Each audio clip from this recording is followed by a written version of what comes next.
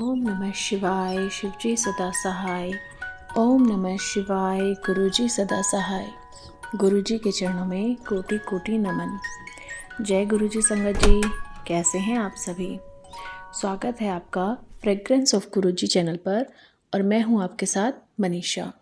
तो संगत जी, आज लाई हूं आपके लिए दिव्य आभा का अध्याय 86, जिसका शीर्षक है चित्र से उपचार। और यह जर्नी है श्री वीरेंद्र बोरी जी की। तो चलिए संगत जी शुरू करते हैं।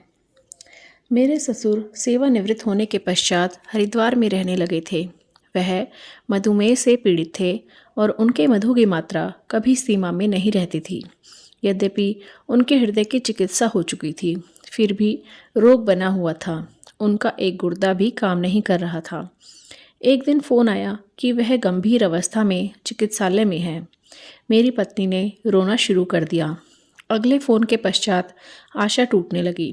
उनकी अवस्था और बिगड़ गई थी। मंगलवार का दिन था और हम गुरुजी के पास नहीं जा सकते थे। हमारा विश्वास समाप्त होने लगा। मैंने एक पुराने भक्त को फ़ोन किया तो वह बोले कि गुरुजी को सबका ज्ञान है। इससे हमें आश्वासन मिला और हम सो पाए। गुरु कृपा से बृहस्पतिवार को गुरुजी का एक चित्र मिला और अगले दिन ही हम हरिद्वार चले गए। चिकित्सालय में हमने स्थिति का अनुमान लगाया और मेरी पत्नी ने गुरुजी का चित्र अपने पिता को दिया। उन्होंने उसे अपने मस्तक पर लगाया और अपनी कमीज़ की जेब में रख लिया। वह कभी भी गुरुजी के पास नहीं गए थे। तुरंत ही गुरुजी की सुगंध उस कक्ष में फैल गई और हम सबको आभास हुआ कि भौतिक दूरियां होते हुए भी वह अपने भक्तों के समीप होते हैं। हम लौट आए और एक सप्ताह बीतने वाला था। चिकित्सक अब पक्षाघात का अनुमान लगा रहे थे। चमत्कारिक रूप से सीटी स्कैन भी स्पष्ट था। चिकित्सक अचंभे में थे और बृहस्पतिवार को उन्होंने निर्णय लिया कि उनको निकट देखरेख के लिए एक सप्ताह और वहां रखा जाएगा। उस समय तक कुछ भी हो सकता था। अगले दिन प्रातः मैं अपने कार्यालय में था। मेरी पत्नी ने फ़ोन किया तो मेरे मन में पहला विचार आया कि बुजुर्गवार लुढ़क गए। मेरे हाथ कांप रहे थे और अपनी पत्नी की बात नहीं सुन पा रहा था। मेरी पत्नी को दोबारा कहना पड़ा कि वह चिकित्सालय से घर आ गए हैं। वह रो रही थी और गुरुजी को बार बार अपना धन्यवाद प्रकट कर रही थी। शाम को जब हम गुरुजी के पास गए तो उन्होंने कहा कि उसके पिता की स्थिति पहले से बहुत अच्छी है। जब मेरे ससुर गुरुजी के दर्शन के लिए आए तो उन्होंने गुरुजी ने एक और भेंट दी। उनकी पत्नी मेरी सास गठिए की रोगी थी।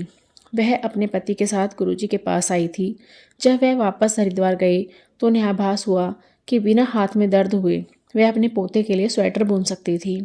यह महिला, जिन्होंने अपनी समस्या के लिए गुरुजी से विनती भी नहीं करी थी, रोग से मुक्त हो गई थी। गुरुजी की ऐसी दया होती है। जय गुरुजी। अनंतम शुक्राना गुरुजी। तो संगत जी, कैसा लगा आज का अध्याय कमेंट करके हमें ज़रूर बताइए। अगर आपको सत्संग अच्छे लग रहे हैं तो वीडियो को लाइक करें और अन्य संगत परिवार के साथ भी चैनल को शेयर करें।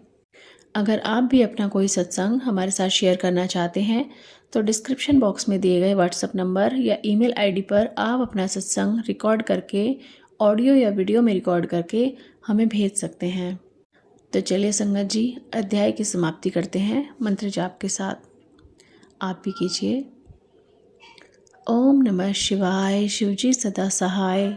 ओम नमः शिवाय गुरुजी सदा सहाय। ओम नमः शिवाय शिवजी सदा सहाय। ओम नमः शिवाय गुरुजी सदा सहाय। ओम नमः शिवाय शिवजी सदा सहाय। ओम नमः शिवाय गुरुजी सदा सहाय। जय गुरुजी।